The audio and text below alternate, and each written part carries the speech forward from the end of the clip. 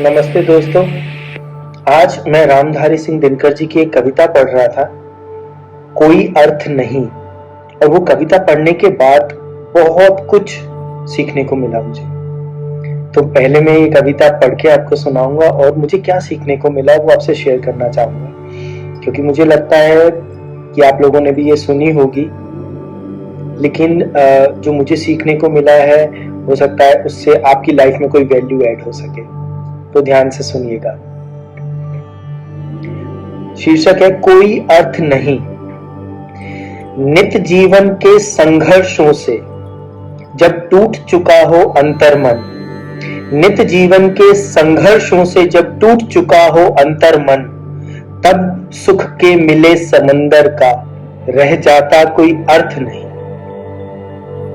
जब फसल सूख कर जल के बिन, जब फसल सूख कर जल के बिन तिनका तिनका बन गिर जाए, फिर होने वाली वर्षा का रह जाता कोई अर्थ नहीं। संबंध कोई भी हो लेकिन, संबंध कोई भी हो लेकिन, यदि दुख में साथ न दे अपना, फिर सुख में उन संबंधों का रह जाता कोई अर्थ नहीं।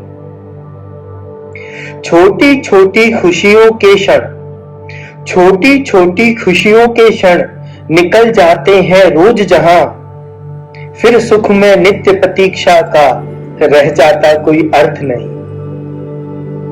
मन कटुवाणी से आहत हो, मन कटुवाणी से आहत हो, भीतर तक छलनी हो जाए, फिर बाद कहे प्रिय वचनों का रह जाता कोई अर्थ नहीं। सुख साधन चाहे जितने हो, सुख साधन चाहे जितने हो, पर काया रोगों का घर हो, फिर उन अनगित सुविधाओं का रह जाता कोई अर्थ नहीं। इसमें कविराज दिनकर साहब जो कह रहे हैं और मेरी जो समझ में आया है, उन्होंने जीवन के का सार यहाँ उपस्थित कर दिया है। संघर्ष पे संघर्ष किए जाओ, और जब जो प्राप्त होना चाहिए और वो प्राप्त फिर उस समय ना हो तो कोई अर्थ नहीं रह जाता, उसका व्यर्थ लगता है।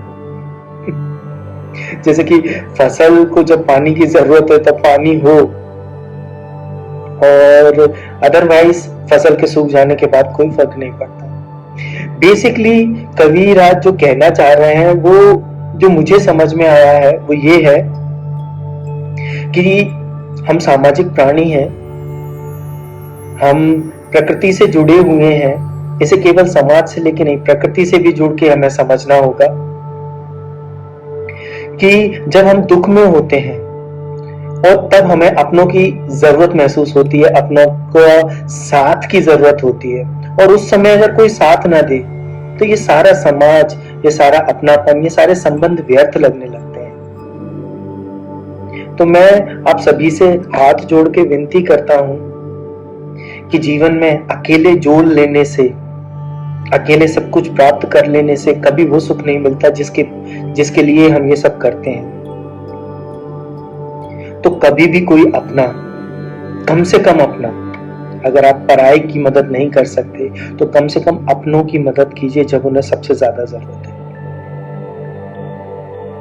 जब किसी को आपकी जरूरत है उसके पास जाइए, समय निकालिए, मिलिए,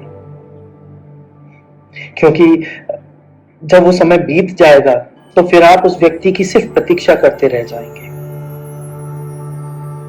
वो प्राप्त नहीं होगा क्षण, समय वापस नहीं आएगा, हम जो खो देंगे वो फिर से नहीं मिलेगा। कटुवाणी से आहत हो, भीतर तक छलनी हो जाए, ये कठिन है। सीधा, मीठा और अच्छे उद्देश्यों से ओत-प्रोत बोला जाए, इतना आसान नहीं है। ये अच्छे हृदय वाला व्यक्ति ही बोल सकता है। कोशिश कीजिए कटुवाणी आप ना बोलें। मैं भी कोशिश करता हूँ, मैं कुछ ज्यादा ही स्ट्रेट फॉरवर्ड हूँ। तो मैं भी अपने आप पे काम कर रहा हूँ। बहुत कुछ मुझे इससे सीखने को मिला है। और सुख साधन चाहे जितने हो, पर काया रोगों का घर हो। सिर्फ सुख साधनों को जोड़ लेने से काम नहीं होगा भाई, वो कम भी हो और शरीर अच्छा हो। वो कहते हैं ना, मेरी दादी कहती थी, पहला सुख निरोगी काया, दूजा सुख पास हो माया। तो वो माया दूसरे नंबर पे भी आए तो चलेगा, नहीं भी आए तो चलेगा।